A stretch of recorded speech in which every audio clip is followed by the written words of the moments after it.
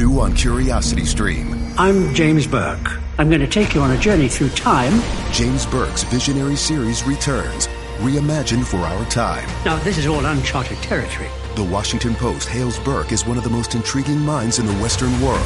The New York Times raves he careens from one great moment in history to another. Where do we want to go from here? Experience all new connections. So what's the next connection? With monthly, annual, and bundled plans, find the one that works for you at CuriosityStream.com.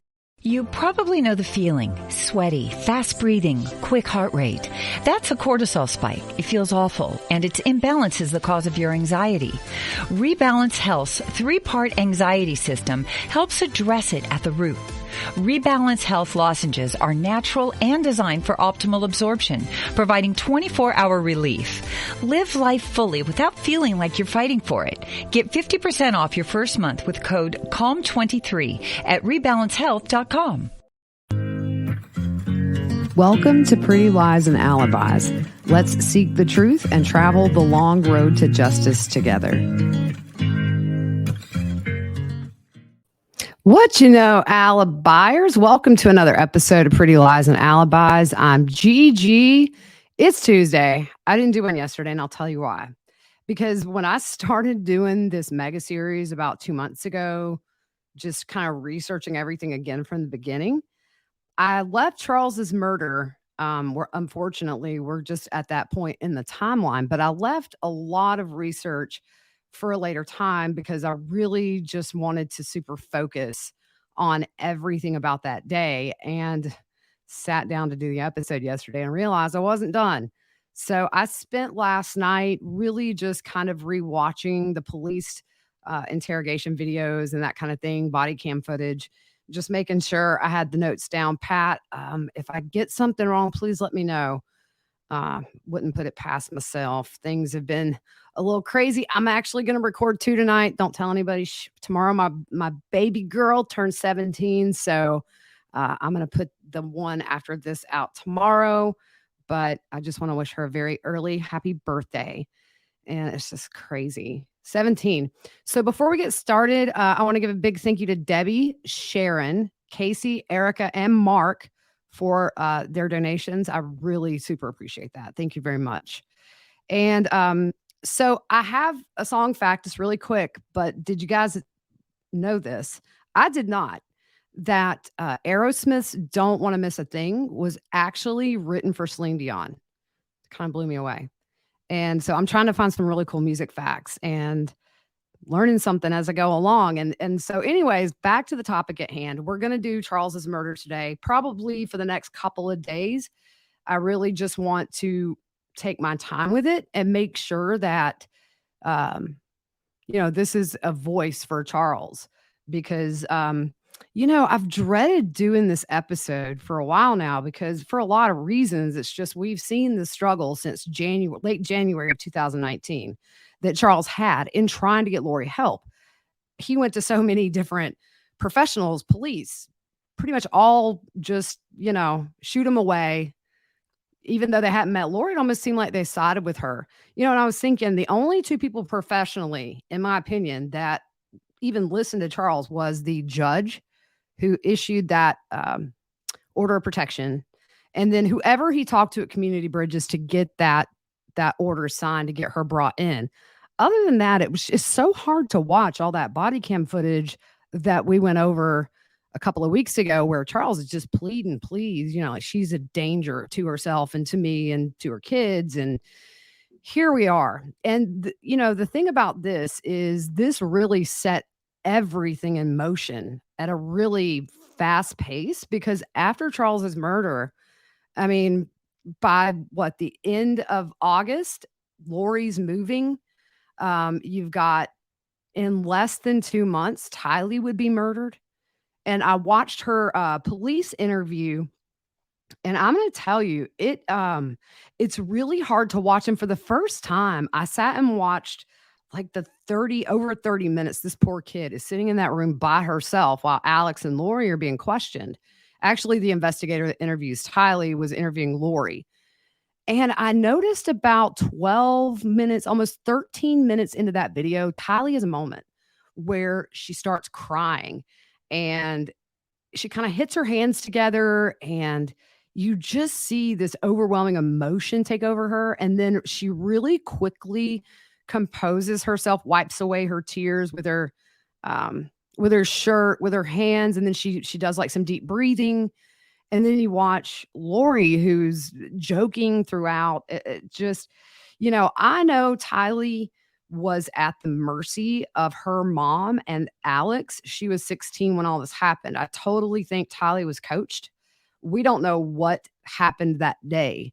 And unfortunately, what happened that day died with Alex, with Tylee, and with Charles, because we know Lori will never tell us truthfully what happened. So all we have are these statements, which I think 95% of them are bogus and coached.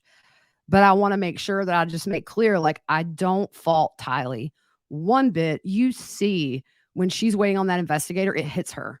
And we know that they didn't have the best relationship in the world, but that's kind of typical sometimes for step parents, step kids, and teenagers in general. And, but I think at the end of the day, Charles loved her very much like a daughter. And Tylee did tell a friend, I believe, that, even though they didn't get along, he was a parent figure for her. So bless her heart, man. Less than 2 months after she does her mom's dirty work, they thank her by murdering her. And it's just a crazy case. So let's get started with this. I'm actually trying to incorporate some graphics a little more. I hope this is easy to read. It was just kind of hard to put the whole sequence on there. So the last episode, if you guys remember, Charles gets into town to Arizona to see JJ for a few days. Lori's family has told her that there's going to be an intervention. Her brother Adam flies into town to help Charles with this. They were going to the bishop, hopefully to get, some repercussions for Lori that way. The family just ignored everything as far as Lori's family, except for Adam and Zach. Nobody helped Charles, and here we are. So July 11th, 12:03 a.m., Charles's, I didn't actually put this part on if you're on YouTube, sorry.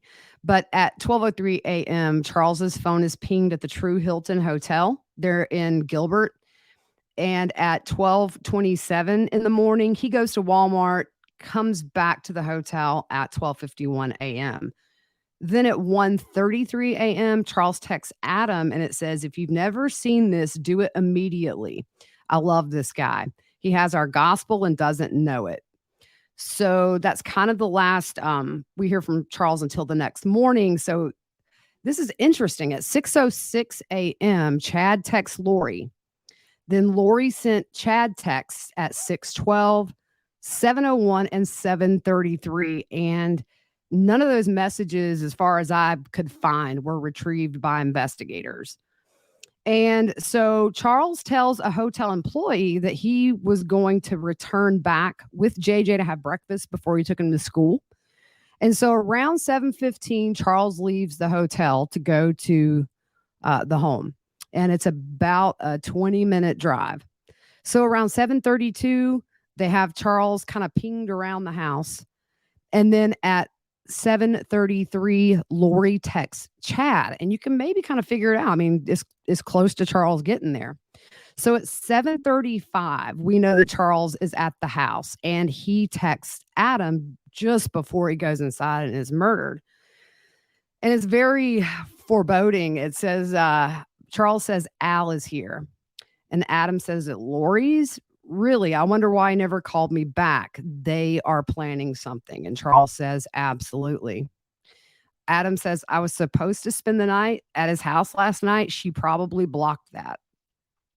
So Charles responded, "What you do is up to you." And that is the last message from Adam, the one previous that Charles read. So at 7:37, Adam responds, "I'm going to put the pressure to have him come get me right now. See what he says." And then Adam says, "Okay."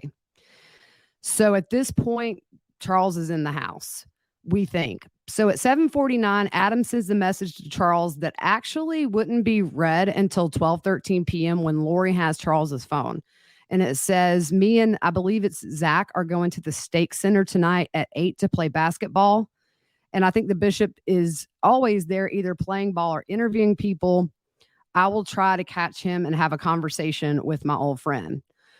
So timeline wise, we think that Charles was murdered between around 7:37 or 38-ish to around 7:49, which is when his phone is pinged leaving that house. So we know within 14 minutes or so of him getting there, he's murdered. I really do think it was super quick after he got there. I don't think there was time for anything. And I think maybe getting some stories straight before they left the house. So at 7:49, Lori leaves the house in Charles's rental car and has his phone.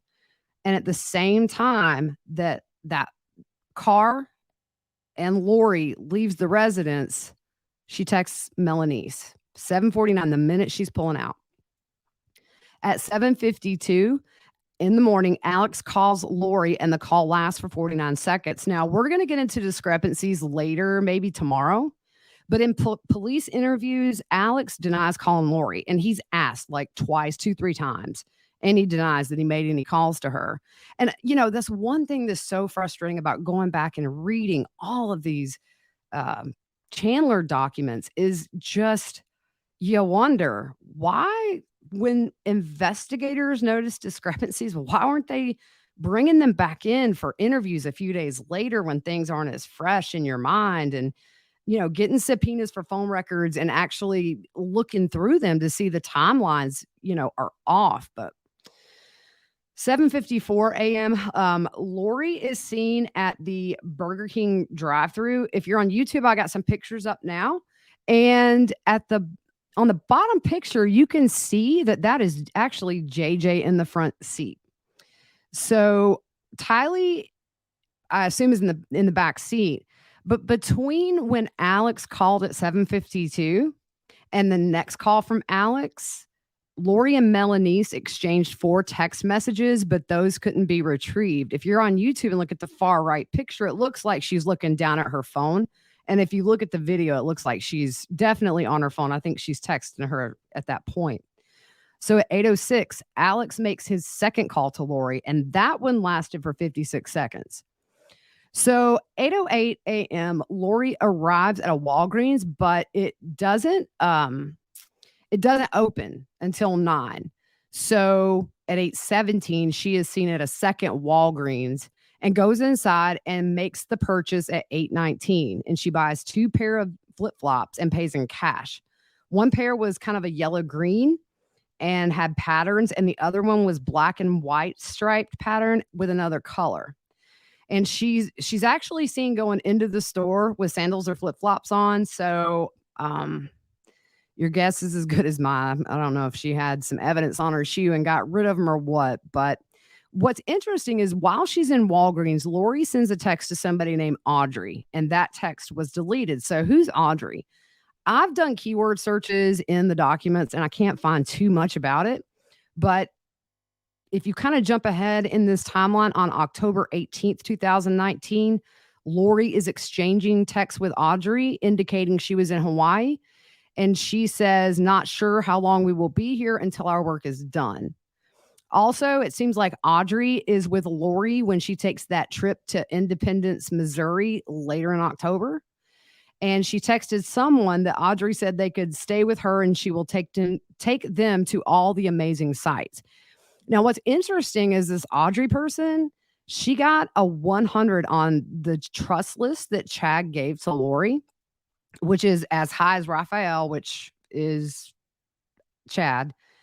Talia and Stacy, I'm not sure who those people are. I don't know if it would be her sister, because her sister unfortunately is dead. But here's the thing: Audrey did testify at the grand jury proceeding, so she knows something, and she was brought back before that grand jury proceeding was finished to testify again. So she's a herbologist. So I don't know how she comes in the picture, to be honest, but we will see. And, the other thing that I was thinking about is Charles's murder is really the most complete picture we have of anything so far, because we know just enough to on the probable cause affidavit that was put out when the murder charges for the kids and Tammy were announced, which gave some detail. But for Charles's murder, they released all of it. There were some redactions, but this is really the only clear picture we have so far. So at 8:24, Lori is at JJ's school and she drops him off. And at 8:28 in the morning, Zulema texts Lori that she is on her way to the temple and she will be in the celestial room. At 8:36 a.m., Alex calls 911. Now, the dispatch asks how long ago it happened with Charles being shot. Alex says a couple of minutes. Liar, liar, pants on fire. Charles was laying on that floor, either dying or dead, for 43 minutes before Alex called 911. And so the 911 call, I have to say, he is calm as a cucumber. It's as if he doesn't have a care in the world. There is zero emotion in his voice. And so 911 dispatch, what's your emergency? Alex gives the address to the dispatch and says he isn't sure if it's Lane or Court. And the dispatch asks, do you need police or paramedics? And Alex says, both. I need police and an ambulance. And the dispatch says, what's the emergency there? Alex says, I just got in a fight with my brother-in-law and I shot him in self-defense. So right there, that is saying self-defense is like something that's noted in concealed weapon classes, which is like, I was in fear for my life. I shot him in self-defense, that kind of thing. So the dispatch says, let me get the medics on the phone. Is he hurt? Is there blood? And Alex says, yes, there's blood. He's not moving. Dispatch asks, how long ago did this happen? And then he says, a couple of minutes. So the call switches over to the fire department, I believe, and there's a medic from them, and they ask, what's the emergency? They go through the whole address and phone number again. Alex says, I shot my brother-in-law. So the medic asks what part of the body is injured. So Alex says, in the chest. And the medic asks, is he awake and responsive or unconscious? And Alex says unconscious. The medic asks, is he breathing? And Alex says, I can't tell. So the medic says, are you willing to go over to him and check? And Alex, in the most casual way, is like, sure. It's weird. It's creepy to listen to. So the medic says, okay, just let me know if you see his chest going up and down. How old is he? Alex says, he's not moving. He's 60. So the medic says, okay, and are you wanting to start CPR? And Alex super calmly says, no, I don't know how to do that. Now, what's the only good thing about this is that karma comes back to bite Alex in the booty the day he dies, because his stepson doesn't want to do CPR either. But the medic says, I can walk you through it. And there's a pause on Alex's end, and he says, okay. So the medic goes through how to do CPR. And then you start to hear Alex making these noises as if he's doing CPR. So every time the medic tells him what to do, Alex says, okay, like immediately right after the medic says something. The medic asks, where is the gun now? And Alex says it's in the other room. So the medic says to keep going with those compressions. And at that same time, she's starting to transmit information to police dispatch. So the police dispatch comes on and says, what's your name? He says, Alex, last name is Cox. They ask, where are you now? He says, in the living room. They ask, where's the gun? He said, it's in the bedroom. Who else is in the house with you? Alex says, just me.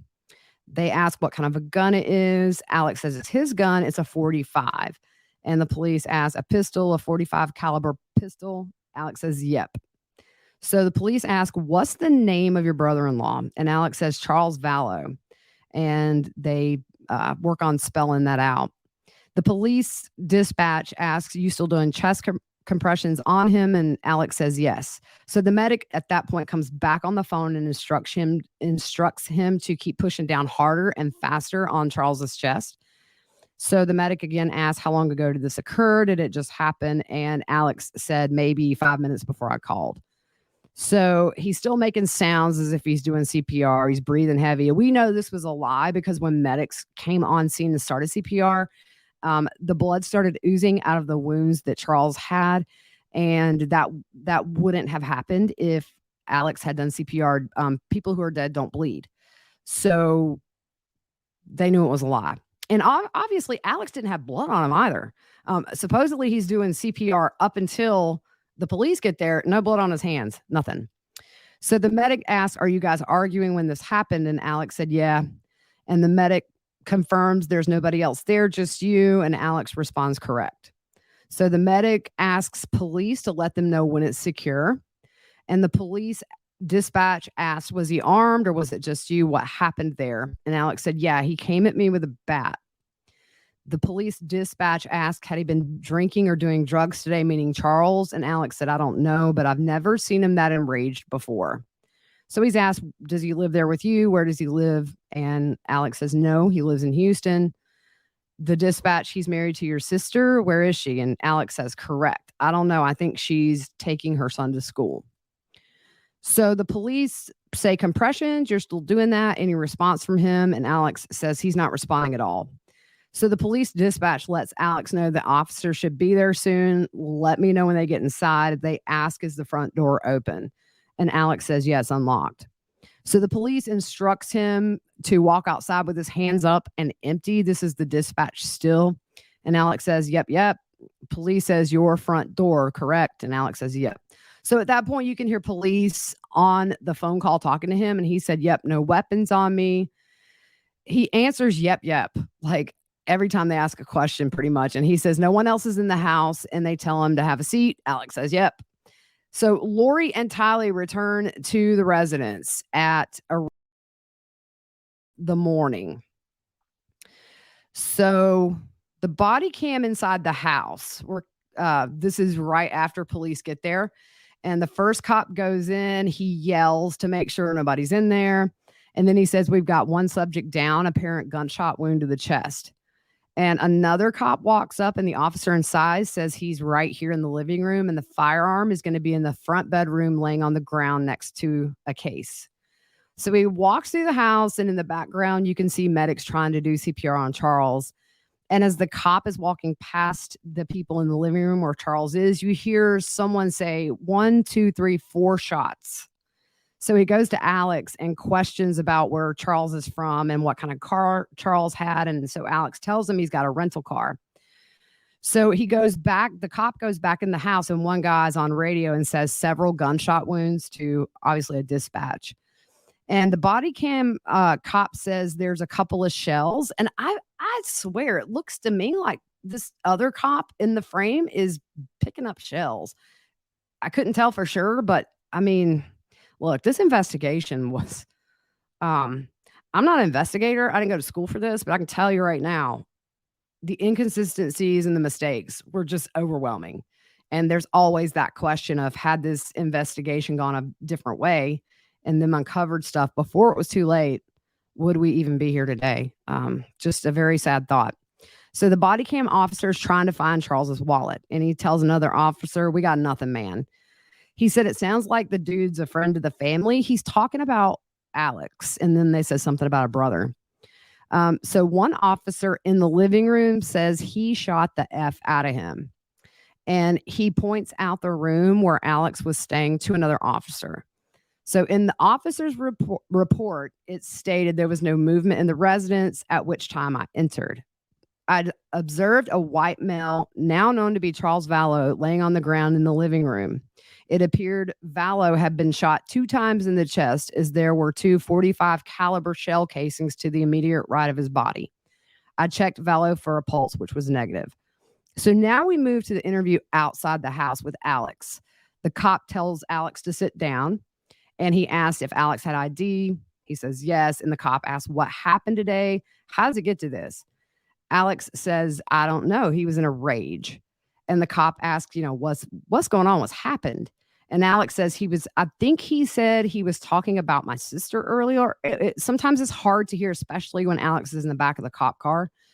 But the cop's like, okay, so just like in the last 20 minutes, what happened? And Alex says he came at me with a bat. Cop wants to know, does he live here? Is he visiting? Alex says he came to pick up his son. And the cop said, is his son inside? And Alex says, no, my sister took him to school. So the cop says, okay, it's just you in the house, you at the house. And Alex says, yes. And the cop says, what time did he come to pick up the son? And Alex says 20 minutes ago, maybe. And this is at 8:43 a.m. according to the body cam. So literally, Charles has been dead nearly an hour. And again, if they had tracked some phone movements, they would have seen this timeline was way off, and they would have seen that there were calls made. Just insane. So the cop says, okay, so you know who he is. Alex says, yeah. Alex says they were talking earlier and then she left and he got into it with me. The cop says, like, what do you mean? And Alex says, I don't know. He was accusing me. And then Alex stops. So Alex at this point, I think, is kind of pacing a little bit. And the cop says to come over here.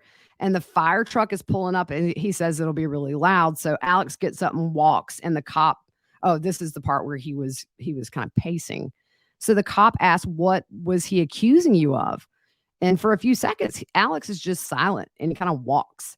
And he says, I don't know. He was just yelling at me.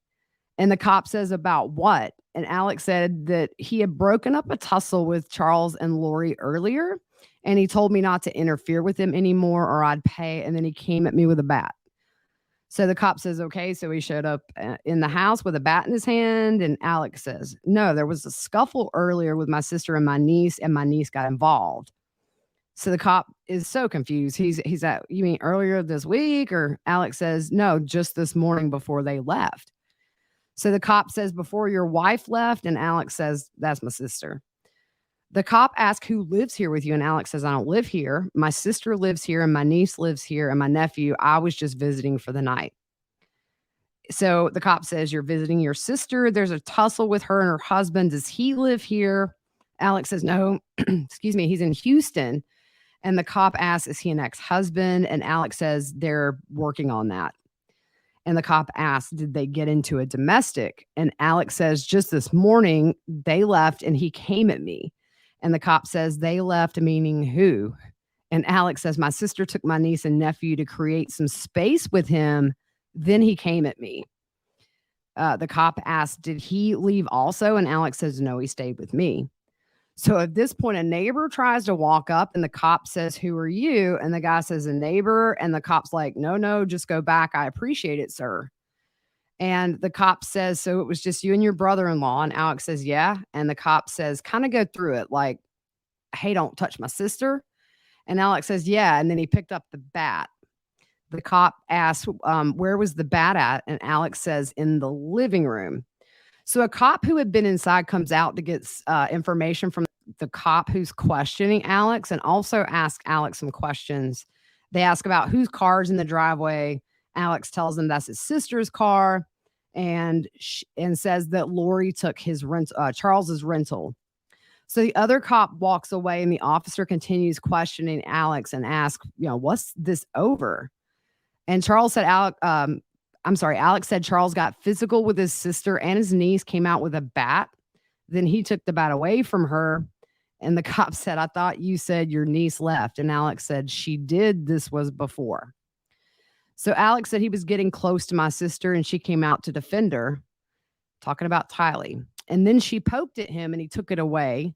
I told them they needed to separate. So then my sister leaves with my niece. This is one of the big discrepancies that we'll get to later on. But Lori says she was in the house when the shot happened. Alex is like, they weren't here. The cop asks, how long ago did they leave? Again, Alex says 20 minutes.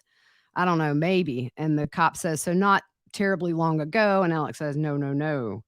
Alex says, then he's coming back at me. He's still got the bat in his hand. And I'm like, what are you doing? The cop asks, where are you both at? And Alex says, we're in the living room.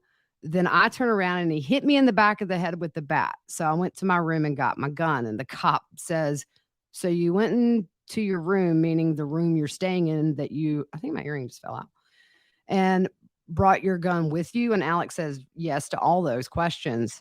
So the cop asked, you always bring a gun? And Alex says that he's a concealed carry, and yes. So at this point, Lori and Tylee get back. And the cop asked them just to stand over there for a second, just to the right in front of that red rental car, I believe. And Alex continues, then I told him to put the bat down and he wouldn't. And he came after me again. The cop says, so where are you at? Did you stay in your bedroom? And Alex says, no. And the cop says, why didn't you just stay in your bedroom and close the door? Is that something you didn't think about? Alex says, no, it didn't even occur to me. So the cop says, so walk me through it. Alex says, I went back into the living room and I'm like, what's your problem? The cop says, with your gun. And Alex says a big yes and says, I want you to put that bat down. And he wouldn't do it. And he came at me with the bat again after he's already hit me in the head. So I shot him to stop him. So the cop says, okay, then what happened? And Alex said that was it. The cop asked what Alex does for a living. Alex says, I'm on vacation. And the cop's like, well, what do you do? He says, I drive a truck. The cop asks where the gun is now. And Alex says it's in the bedroom. And the cop says, so after you shot him, you put it back in the room? And Alex says, yeah, I went back to the bedroom to get my phone. He said he cleaned up his head. And the cop asked if at that point was Charles still laying in the living room. Alex says, yeah, he was laying there still. It just took me a minute to compose myself, like 40 something minutes. I mean, I was just shaken and then I called. So Alex asked for water and the cop said, I don't have any water. Give me a second. So more people from the fire department get there and the cop yells at them not to go in yet. It's a crime scene in there. And he says, there's no life. So just calling off the medics, unfortunately. Cop asks Alex for his height and weight. And the cop starts talking about making a parameter in and around that house. So there's a neighbor you see on body cam. She's standing at the end of the driveway watching everything. And she ends up over there with Lori and Tylee. And so the cop points to the car and asks Lori if that's the rental vehicle of your husband's. And Lori says yes. Then he asks if both vehicles in the garage are hers. And she says yes. And he says, give me a second. So the cop goes and asks Alex how long he's known Charles. And Alex says 15 years. And so then he asks Alex, is that how long Lori and Charles were married? Alex says, yeah. And he asked about, do you normally have a good relationship with the guy? And Alex said, yeah, I do. So he's asked, when's the last time you guys saw each other and interacted? And Alex says, oh, I don't know. I think the last time I saw him was when he lived out here before he moved. And then Alex corrects himself and says, actually, the last time I saw him was at my house after my sister split up and he came to my house once. And the cop asked this sister, pointing to Lori. Alex says, yes. So the cop asked, did you sleep here last night? And Alex says, yep. And then the cop asked about what time he woke up that morning. And Alex says 6:30 or so. So the cop says, just a normal day this morning. You wake up, you, your sister, and your niece. And Alex says, yeah, we were going to go do something fun today. And the cop asks if there's anybody else in the house besides you three this morning. And Alex says, my nephew was at school. So the cop's just trying to get this story straight and says, you, your sister, and the kids. And then he comes over roughly 20 to 30 minutes ago. And Alex says, roughly. So another cop walks up and the officer brings him up to speed on who's who, what's happened. And so the cop asks Alex, you live in Santan Valley. Is it just easier to hang out here? And Alex says something about staying there last night. He asked, are you and your sister very close? I mean, that's a loaded question right there, dude. And Alex says, yeah, we were planning to do something today. So the cop goes over to Lori and Tylee. And I want to put this up for you on YouTube because there's such a difference in the body language. And we know there's the very famous laugh of, hi neighbor, sorry, where they had just moved in 3 weeks earlier. But if you look at this, I mean, Lori's just full smiling, and Tylee, bless her heart. If you're on YouTube, you can see she is just hugging herself. That is self-comforting. And it just breaks my heart to see that poor baby. He goes over to Lori and Tylee and says, let me get your information. He asks Lori, does your husband live here? She says no. He asks for her driver's license and asks what the middle initial stands for. And she says Noreen. And so he asks about Santan and says, this is your home? And Lori says, right. So Lori says, we just moved in here. The cop's like, how long? And she says, 3 weeks. And the cop says, oh, geez. Yeah. Okay. Lori said, that's why my neighbors don't know us very well. I'm like, hi neighbor, sorry. And the cop says, are you working at all? And Lori, of course, says no. She's a grifter. He asked Lori about 5'6", 120, and Lori says, yeah. And at this point, it's odd because she looks at Tylee and says, what? So then he turns to Tylee and says, hello, young lady, let me get your information. How old are you? And Tylee says 16. And he says, that's mom, pointing to Lori. And she shakes her head, yes. He asks for her name, asks for a driver's license, and says, Tylee says it's inside the house. And he said, okay, so you're a new driver, huh? How do you like that? And she says, well, I'm almost 17. And he says, almost. And he says, so you're an old hat then. And Tylee says, I drove by myself from Texas, so I'm pretty used to it by now. Now, that kind of blew me away because my daughter will be 17 tomorrow. Unfortunately, Tylee never saw 17 because these monsters murdered her just less than 2 months later. I cannot imagine letting my daughter drive from Texas to Arizona alone. I mean, just talk about a million things that could go wrong. But I mean, with Lori, it's not surprising. I mean, it's clear Lori did not have either one of these kids' best interests at heart. Are you struggling to conceive? You have options, and at Piedmont Reproductive Endocrinology Group, we'll make sure you have the guidance and support you need. PREG is known for individualized fertility care that's unique to every patient. We take the time to provide a reassuring and empowering experience because we believe that you deserve nothing less. Let us help you on your journey to parenthood. Visit us at pregonline.com to learn more. Get the guidance and support you need at Piedmont Reproductive Endocrinology Group. Between aging and busy lifestyles, many women struggle with maintaining their physical and mental wellness. At Aquavita Concierge Healthcare Services for Women, we can help you revitalize your health and reclaim your life. We start from within by balancing your hormones, allowing your body to achieve and maintain desired weight goals. We also specialize in peptide therapies, regenerative medicine, sexual health, and aesthetics in our state-of-the-art facilities. Feel better, look better, live better at Aquavita. Visit aquavitality.com and begin your journey today. Pretty much from the beginning, way before Chad. Now, knowing what we know. So the cop asked for her birthday, and and he asked if you live here with your mom, and she shakes her head yes. He asked for her height and weight, and he makes a comment about her being blonde and says, you have very blue eyes. That's not up for debate. And you could tell with her, he's being very gentle and kind of sweet, and asks for her phone number, tells them to hang tight. So he goes to the investigators and updates them on the version that he's heard, and then the investigators walk away. So we're gonna do the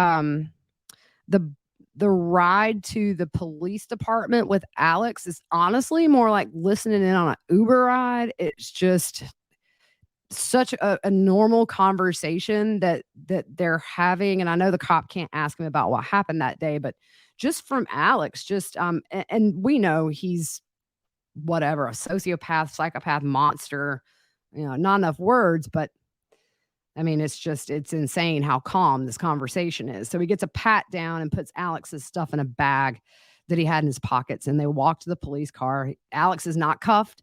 He's carrying a bottle of water, and he asks if Alex is buckled in, and he says he'll put the AC on. So they talk about the heat and how it's really hot in the summer. And Alex asked the cop about that vest making the cop hotter. And he says it's Kevlar, so it takes on whatever his body is. And so also he's wearing black, so the temperature for him is like 115 in the summer. And then he says if he's on a collision, the asphalt can make it 160, 170 degrees. Then the vest gets to be 130. And he says this is miserable during the summer. And Alex asks, how do you stay hydrated at 170? And the officer says you bring a lot of liquids, constantly drinking. So this was really odd. Alex asked the cop, what's riskier, Fallujah or Chandler? And the cop says, I've never been to Fallujah. I'll take Chandler anyway. My name is Rob, by the way. So the cop asks if he rented a car because he's always driving a truck. And Alex says, oh, no, that's my pickup. The cop says, oh, the F-150 is your pickup? Gotcha. So Alex says the rental car was Charles's, and the cop says Charles's gotcha. I don't think I knew that, so let me just let somebody know. He radios that into somebody still on scene at the house. So the cop starts talking about Alex's work and asks what kind of truck he drives and wonders if it's an 18-wheeler. There's something I can't understand, Alex says, talking about a 10-speed automatic truck. And the cop says that makes it a lot easier, I imagine. So Alex says it does when you're in traffic, but it sucks when you're going up a hill. Something about the right gear. And the cop says, oh, so it struggles. And Alex says, yes, it struggles big time. He says something about going 71, so he can't even go the speed limit. And Alex says he picks up hazardous waste in Arizona and takes it to Arkansas. So the cop inquires about what kind of hazardous material, and Alex says solvents and flam liquid, so I guess flammable. And the cop asks how long that drive is. Alex says about 2 days and said the regulation is 11 hours a day. Then you got to take a 10-hour rest. So they get to the police station and the cop opens the door. And Alex says no handles on the inside, kind of as a joke. And the cop says, yeah, that's not how those police cars work. So he takes Alex inside and tells him to hang tight for a second and puts him in a room. So we're going to go through Alex's police station interview, and then we're going to end it. Tomorrow, we're going to go through Lori and Tylee's and maybe go through, just these crazy discrepancies, y'all. It is just so obvious. So his interview started around 9:42, around 2 hours after the murder, close to 2 hours. And a lot of the time when answering questions about the morning, Alex was looking into the distance to his left. And it's like, that's looking for answers. When you don't know what's up, you look for answers. So Alex comes in with a cop. He's got 2 bottles of water at this point. Yeah, it's really makes you thirsty to murder somebody. And the cop asks Alex to put his sunglasses on the table. So the officer takes photos of Alex's head and asks how it feels. And he said it's sore. And the officer asks if he has a headache, and he says a little bit. He asks Alex if he's nauseous, and he said he's a little bit. So the officer says, do you want me to call paramedics to check you out? Alex says, no, I think it's more adrenaline than anything. I'm going to throw these. Actually, I didn't put them on here. I was going to throw pictures of his noggin up here. But anyways, let me see if I can find them real quick. No, we'll do that tomorrow.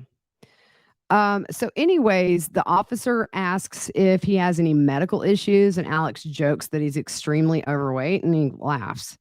So the officer asks about high blood pressure, and he says it was a little high just last physical, but nothing major. So the officer is on his computer for a minute, and Alex kind of just sits like a statue. And he drinks a little more water. Detective Moffitt comes in, and he confirms Alex's current address and asks Alex if he works. Alex says, I'm off this week, drives a truck. So Moffitt tells Alex that he has very little information on what happened this morning. And so he asks his sister's name. Is it Lauren or Lori? Alex says Lori. He says he wants to get the facts. And he said some of what Lori told them don't match up with what Patrol told him. So he says, walk me through what happened today. So Alex says that he stayed the night at Lori's house, and they were planning to do something, a fun day, and they hadn't really decided. He said he was maybe going to take her to the range or take JJ to some water park, a movie or something. Now, here's the thing. Number one, they knew Charles was coming to get JJ to take him to school, and it was a school day. We're going to take JJ to a water park? Like, really?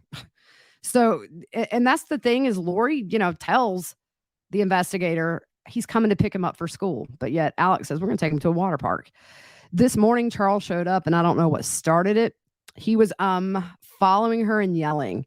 And then I got between, and then he says, Tylee came out with her bat. I had separated them for a minute. He says, my sister walks around me to go to the living room, and Charles was following Lori yelling. Tylee told him to get back. So she took her bat and shoved him, and he took the bat away. I said, what are you doing? And got between them. Now, Tylee, in her interview, says she just held the bat out there. So that's going to be another discrepancy. So when he hit me, I just went down. When I got up, he was still yelling. So I went to the bedroom where I was staying and told him to put the gun down. And he said, or the bat down. Now, I wonder if that was a Freudian slip, because he said, he said, I went into the bedroom where I was staying, and I told him to put the gun down. And then he said, oh, the bat down. Just makes me think, is that kind of his brain subconsciously going back to maybe Charles saying, put the gun down. So he came at me and was saying, what are you going to do? He came at me with the bat. I said, put it down, and he wouldn't, and came at me. So the investigator asked when the argument first started between Lori and Charles, and where in the house were they? Alex says, I don't know. I was in my bedroom. Moffitt said, and then you heard the argument, and Alex says, when they came right towards me down the hall. And the investigator says they were coming down the hallway towards the bedroom, and Alex says, yes. So the investigator's like, okay, you hear the argument, you step out. What's the first thing you see? Alex says Charles is chasing after Lori and yelling. So the investigator asks, has Tylee already gotten the bat? So here's the thing, that hallway's really short. Like if you look at the pictures in the house, I will have to put that up. Lord, y'all, I didn't, well, I can kind of show you here. So if you're on YouTube, there's some pictures of the interior of the house. And in the far right picture with the black redacted square, the hallway you can see is kind of short there. That's not the hallway where Alex supposedly came out of in Tylee. It's on the opposite side, but it's still about the same length. So I don't understand, that's a really short hall. So he's got time to like get up and get out. And he still sees Charles chasing him as he hears him coming down the hall close to his room. So Alex says, so the officer said, Tylee's already gotten the bat. And Alex says, no. So the detective says, Charles is coming towards Lori. Alex says, I shoved him back and I said, what are you doing? Because he's coming at her aggressively and he's a big dude. He's not going to hurt my sister. Investigators say, so you shove him. What happened right after that? Alex says he comes up to me and Alex had his hand right in his face, like less than a foot away. Doesn't look at me and continues to yell at Lori. He's maybe this far away and throws his hand up. So the investigator asks, so are you in the hallway? Alex says, I'm right close to the doorway of that bedroom. The investigator says that you're staying in, and Alex says yes. Then he backed up and said, my sister came around behind me and they ended up in the living room. While they were on their way to the living room, Tylee came out of her room, which is adjacent to where I'm staying, with her bat, yelling at Charles. And then he says, actually, she was behind Charles at first, and then she cut around the front of him to go into the living room. There's discrepancies with Tylee's version as well. So investigators say, so they went back into the living room, and Alex says yes. The investigator asks, when you shoved him, did he fall to the ground? And Alex says, yeah, I think so. Remember that. The investigator says, okay. He falls to the ground. He gets back up. You're blocking between him and Lori, and Alex says yes. And he's basically talking past you and yelling at Lori. So Alex says, yeah. So the investigator asks, what's he saying? And Alex says, I don't remember. So that's another thing that doesn't make any sense to me, is that Alex and Tylee, neither one could say that this was over a phone, which apparently Charles, according to Lori, is give me my phone, give me my phone. She's kind of running around the house with the phone. But Lori is like the only person that knows what they were arguing about. Alex, I don't remember. So investigators say, so as you're standing there between them, what happened right after that? Is that when Tylee came out with her bat? Alex says, no, he backed up. He yelled something and he backed up, and Lori went by me and around me in the hallway. So he backed up. I cleared the doorway. So she came around and Charles was behind her, pursuing her aggressively. Tylee came out and yelled at him with the bat, which he just said Tylee was behind him. So if they're already going to the living room, how is Tylee going to get behind Charles, like in that hallway? So Tylee gets into the living room and goes around to the front of him and tells him to back off. So the investigator tells Alex to draw a diagram of where things happened. And I'm curious why they didn't get Tylee and Lori to do the same thing. Only Alex was asked to do this. It could have really sounded off some alarms. But Alex says Lori came into his room and he stopped Charles. And so the investigator's like, oh, so she came in your room? And Alex says, yes. The investigator says, so she comes into your room and that's when you pushed him. And Alex says, yeah. So the investigator says, so you push him down and he gets back up. And his response is, yep. And then he backs up. Then Lori goes around me, goes around him, and they're still going at it. And then Tylee comes out and she hears what's going on. So the investigator asks about the bat and asks if it's metal or plastic. And Alex says that it's aluminum. So he's still on that diagram. And then he says Tylee comes at him, meaning Charles. And then Alex starts laughing in the interview. He says she's tiny, so that's like her thing. She wants to help defend her mom. She comes at him, and then the investigator interrupts and says they've already moved back towards the living room, and Alex says right. Then he takes the bat away from her, and I stepped towards him, and he turned around and cracked me. Remember that. The investigator asks, is that the injury to the back of your head? Alex says yes. And then Alex says, well, there was some shoving first, and I got spun around, and then Alex makes a sound with his mouth and said, popped. So I grabbed my gun and came back out. Charles is still yelling and threatening me. So he's still on that diagram showing at this point where they are. The investigator asked what happened when you came out with the gun, and Alex said to put that bat down. And he says, Charles is like, what are you going to do? Are you going to threaten me? Alex shrugged his shoulders and says, I said, no, I'm just going to defend myself. And he pauses a ton in this sentence, in this interview, by the way. And he says, I'm going to defend myself, so put that bat down. He goes, what are you going to do? And Alex kind of lunges forward as if Charles kind of lunged at him. And then he came at me, and he had already hit me in the head. So the investigator asked, what was he doing with the bat when he came at you? Alex said it was in his right hand, and he gestures to the bat being held down low, like towards his like the barrel would be towards his legs. And the investigator says, so he's coming at you. How many times would you say you told him to put the bat down? And Alex says once. The investigator said he started advancing towards you. Alex says yes, and he says like really enthused, like he's enthused. Yes. And the investigator asks, how many shots did you fire? And Alex says, I don't know, a couple. The investigator asks, were Tylee and your sister, the whole time the investigator is asking Alex these questions, he's shaking his head no. So the investigator is asking, are Tylee and your sister in there? I'm sorry, yeah. And Alex is shaking his head no. And he asked, the investigator wants to know where JJ is during all this. And Alex says, he's already out in the car, I think. The investigator says, so as far as you think or understand, you're not sure where they were. And the investigator says, he's in the corner of the living room. And Alex says they were no longer in that room. So the investigator says, in the corner of the room, we're talking about Lori and Tylee. So the investigator says, so at this point, they're out of the room. It's just you and him, and he basically comes at you with a bat. Alex says, yeah. You tell him to put it down. Yeah. What are you going to do about it? And the investigator said, what did you tell him? Alex says, I didn't say anything. He said he just told him a minute ago to put the bat down. But so he's coming at me, and I'm holding the gun. And if you're going to attack somebody with a gun, you got to be ready for the repercussions. The investigator said earlier he had the bat and asked, what are you going to do about it? Yeah. You've already told him to put the bat down. Alex says, yeah. Then he just came out. Yep. And you shot him. Yep. And you're thinking a couple of times. Alex kind of pauses and said there was more than one shot.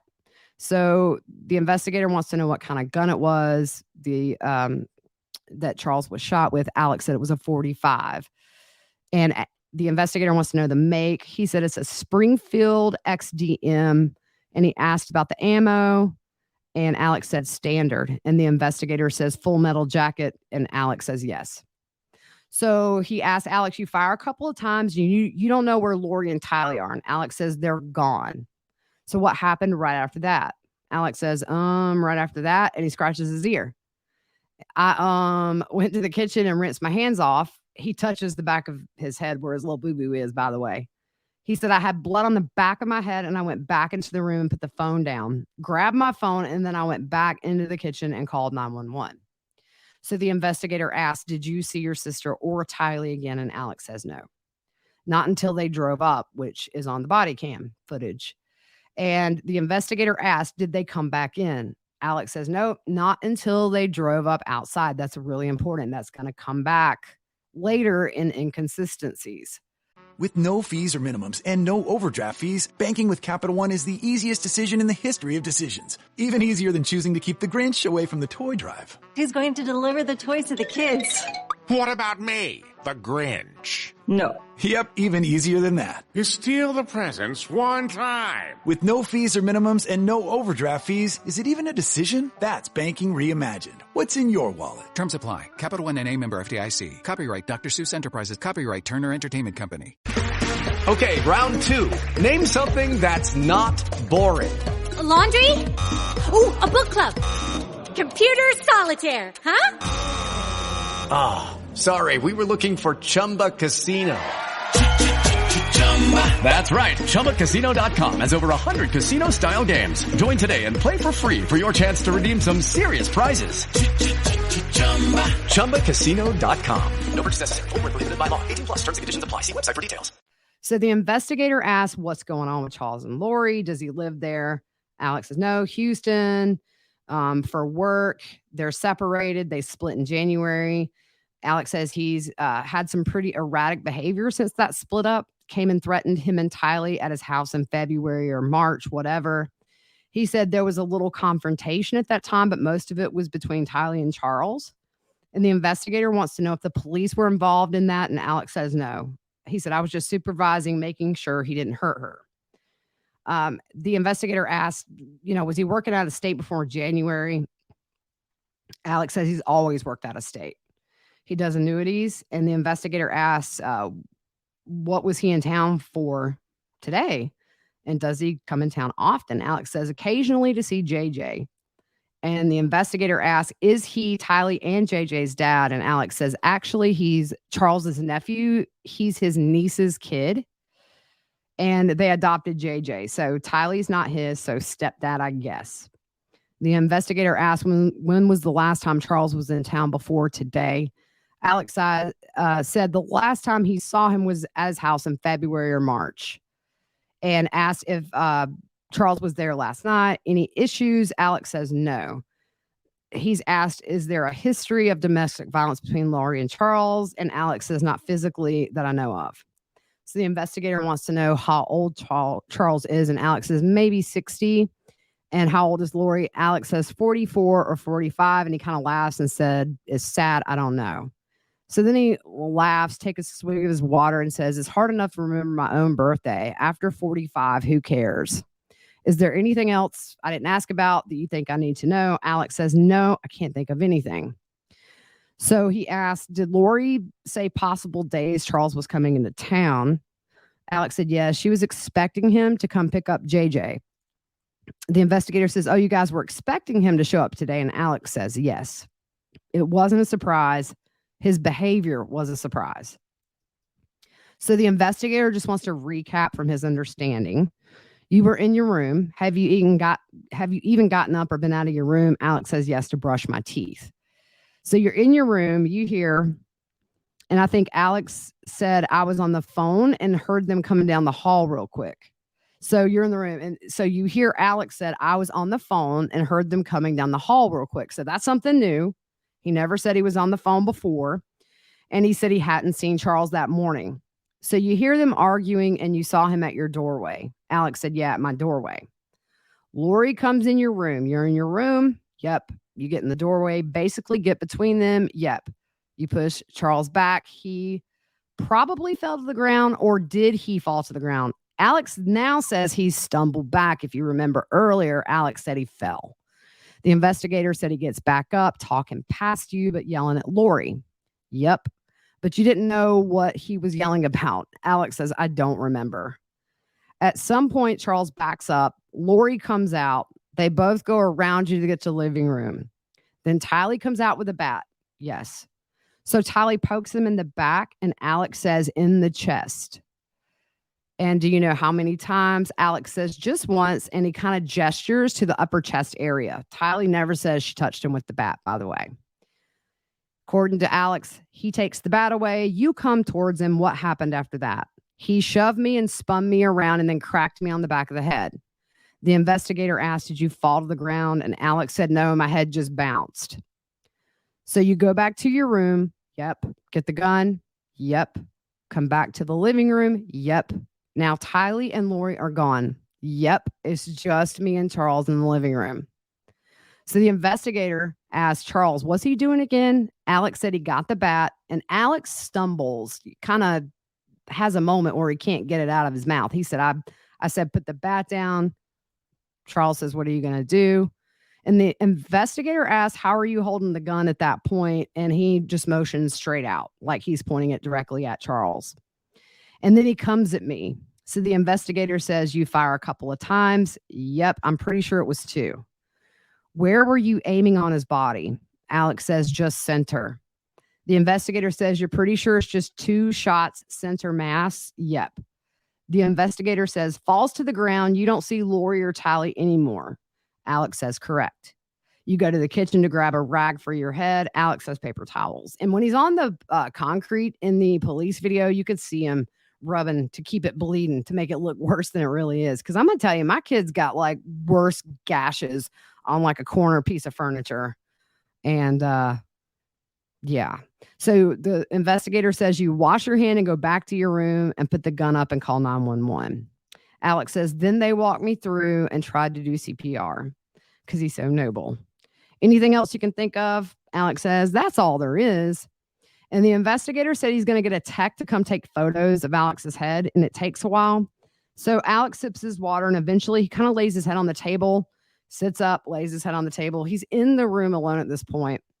So a tech comes in and takes a bunch of photos, and there's some guy with this lady making small talk with Alex. I'm sure it's probably just for her safety, so she's not alone.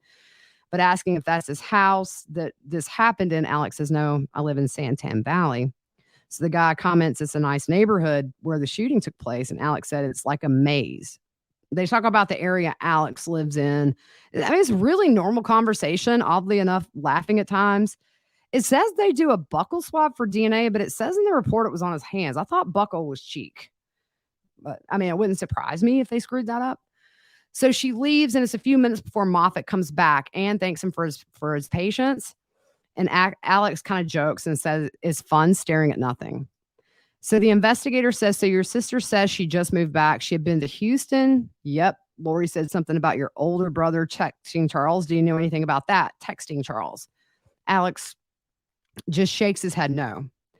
So the investigator says, when the argument came your way, were you on the phone? Alex said no. So if you remember, just like 3 minutes ago, Alex said he was on the phone. And then he hears him coming down the hall. The investigator's like, I thought you said you were on the phone and then they came your way. And then you're not sure where Lori and Tally were. And where was your gun? And he said it was in a bag in a case at the foot of the bed in an orange bag. And my case was in there. So this is the thing for me too. If you've got Charles advancing on you with a bat, so you're going to get in your bag, get your case, get the gun out. And I don't know, I'm not a gun enthusiast, but like, I think the picture had like places for clips. So how is he able to do all, I mean, because we know this didn't happen, y'all. This is just hogwash. This is, I don't doubt if Charles walked in and was shot 30 seconds that he stepped foot in that house. So the investigator asks, is there a reason you spent the night there last night? And Alex says, no, not really. We were going to hang out today. And the investigator asked, did your sister ever express concerns for her safety with Charles coming there? And Alex says, nope. Watching him interact with her, I was. Now, here's the thing, and we haven't got there yet, obviously. Tomorrow's episode, we're going to do Lori and Tylee's interrogation video. Lori specifically says in hers that she asked Alex to come over because she was scared of Charles, what he might do, and she wanted Alex there because she trusted him. So they're already seeing discrepancies before they even leave here. And it's just so frustrating. Do you normally have a gun with you? Yeah, but you didn't have it on your person during this. And he says, no. The investigator said, when we talked about Tylee having the bat and Charles taking the bat, you said there was a struggle after that. Yep. I grabbed him from behind and then we went to the ground and we were separated and he hit me and then I left. So again, there we have another version of where he kind of spun me around, cracked me in the head.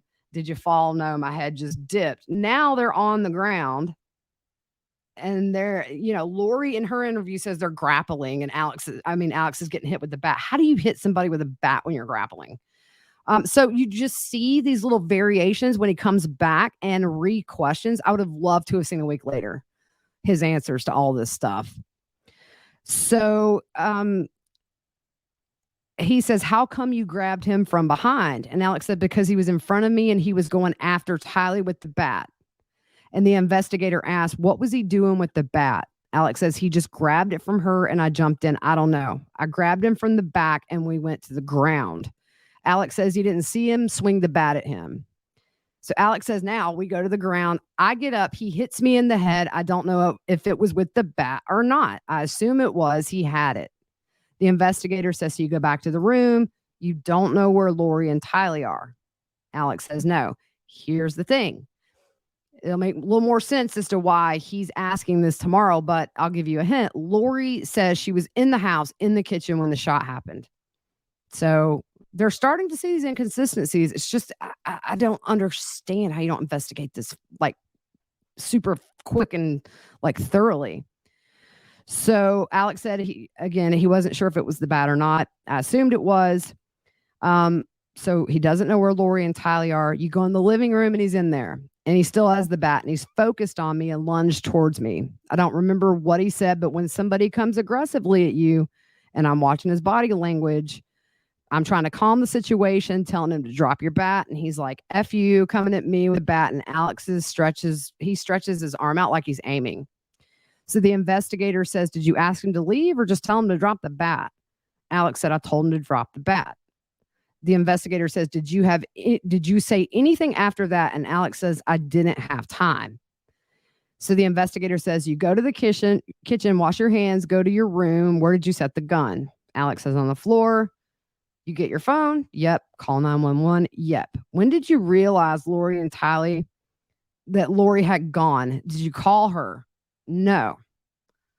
So we know back to that original timeline here. Did you call her after she left?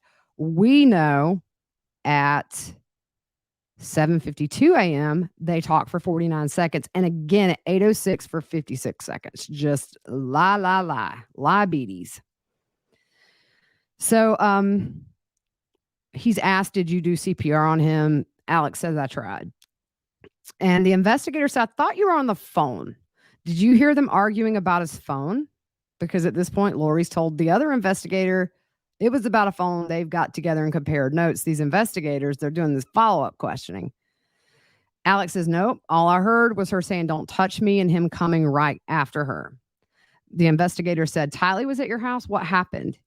He was this is back in February, March. And Alex says he was going insane trying to locate Lori. They had split up. He was bugging everyone in the family, blowing up their emails, phones, text messages, anything he could do to get Lori to contact him. So he was just spazzing out. Tylee and I were pulling up to my house and he followed us and sped up and blocked my driveway and got out and run up real aggressively. Then Tylee got out and yelled at him for 15 minutes. He tried to leave, but Tylee wouldn't let him because she wanted to get everything out that was bothering her. So the investigator asked, he didn't go after Tylee at that time, and Alex says physically he did not. So the investigator asks, have you spent a lot of time around Charles? Yeah. Is he hot-headed? And Alex says, not normally. And he's asked, have you ever seen him like you saw him today? Alex says, no. And so he's asked, how would you describe him today? And he said, very aggressive, physically aggressive, going after Lori, Tylee, and me. I was shocked. They've been together 15 years. Did they live here before? Yeah, a couple of times. Austin, Chandler, Hawaii, back here. They split up. She went to Houston for 2 months. And the investigator says, okay, so he got her a place here. And Alex says, yes. I think we are almost done, guys. I just want to make sure that we get Alex's interview in today's episode, so it's a little longer, just because these inconsistencies of the sidewalk up to this are already glaring. It gets worse once Lori and Tylee are interviewed. So the investigator, again, knows what Lori has told this female investigator next door. She never said anything about having you come over because she didn't feel safe with him showing up, and Alex loudly says no. So it's really quiet for 15 seconds. And Alex said he had threatened her in some emails and text messages saying that he was going to stop or destroy her. And he said that Lori had told him that a couple of weeks ago. So the investigator, again, still on this, you were under the impression she had you there to make sure he didn't cause an issue. And Alex says no. If you remember, probably in the last episode, Lori texts Alex, I'm going to need you to stay close to me. You know, that kind of thing. I mean, they could have read these text messages, y'all. And I know I keep saying it, but it's just, at every paragraph, there's something glaring that just wasn't followed up on. So the investigator asked, you didn't bring the gun for that purpose? And Alex says, no, I always carry it. I have my other gun in the truck and I thought we'd go to the range. My niece gave me a .380 and she didn't want it anymore. So I was going to take it for my sister. She has tiny hands and I was going to let her shoot. The investigator asked, just recreational? And Alex said, yeah, I never considered Charles to be a threat before today. So the investigator says, when you grabbed him around the shoulder and went to the ground, but you didn't see him swing the bat.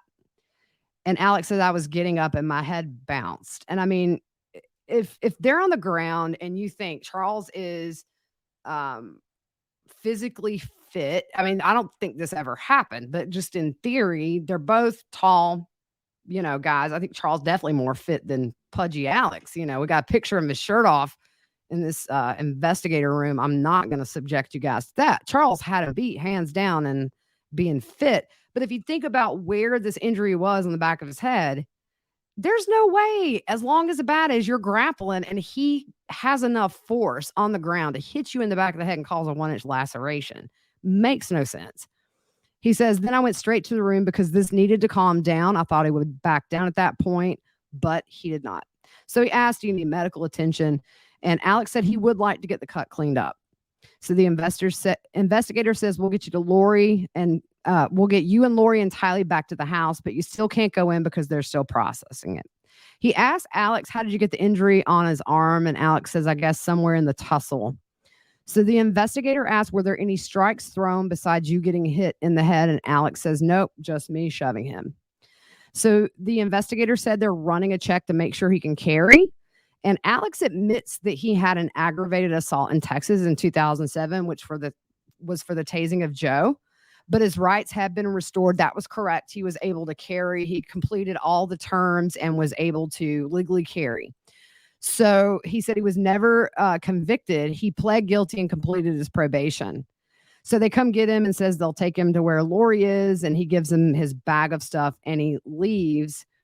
And at some point while Alex is talking to somebody during this day, he said, I feared for my life, which is taught in concealed weapons classes.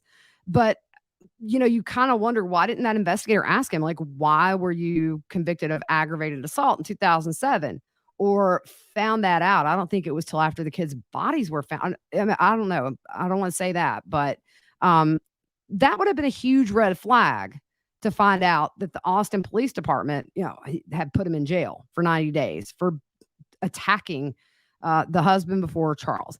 So that's where we're going to leave off today. I'm sorry this was long, but it's just one of those episodes where you got to kind of at least get through his version of events, because that lays the foundation. And then tomorrow we're going to go through Lori and Tylee's interview. Not sure if we'll have time to do the discrepancies real in depth. But anyways, thank you guys for being patient. We'll be back tomorrow. Hope you have a good rest of your night. We'll see you soon.